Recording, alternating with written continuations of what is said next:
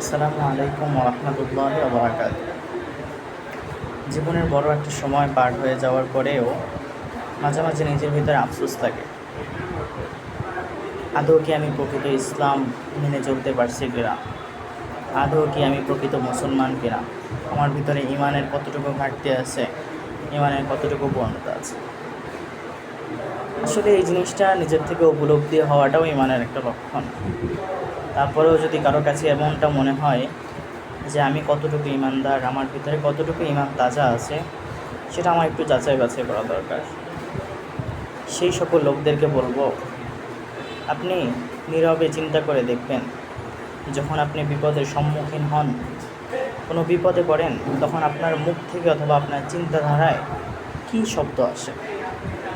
যদি আপনার চিন্তাধারায় এই শব্দ আসে যে আল্লাহ তাআলা কি আমাকেই পাইছে এই জিনিসটা দেওয়ার জন্য, এই বিপদটা দেওয়ার জন্য, আল্লাহর কি আমাকে দেওয়া উচিত হয়েছে, যদি এমন চিন্তা আসে তাহলে মনে করবেন আপনার ইমান এখনও পরিপূর্ণ হয়নি।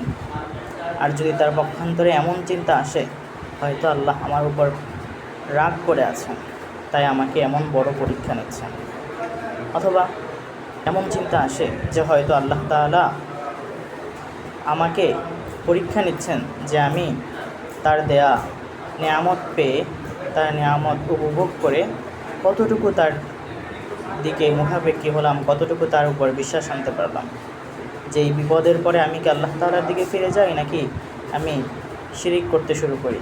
এই বিপদ দিয়ে আমাকে পরীক্ষা করছেন। অথবা যদি এমনটা ধারণা আসে আল্লাহ তাআলা হয়তো এর থেকেও ভালো কিছু আমার জন্য রেখেছেন, তাই আমাকে এই বিপদ দিয়েছেন, এরকম যদি আমার ধারণা আসে, আল্লাহ তাআলার প্রতি বিশ্বাস বাড়তে থাকে, যে মনে হয় আল্লাহ তাআলা আমাকে পরীক্ষা করছেন, তাহলে মনে করবো যে আমাদের ইমান সতেজ তাজা আছে, অন্যথায় আমাদের ইমান এখনও পরিপূর্ণ হয়নি। আল্লাহ তাআলা আমাদের সকলকে বোঝার তৌফিক দান করুন। আমিন। আসসালামু আলাইকুম রহমতুল্লাহ।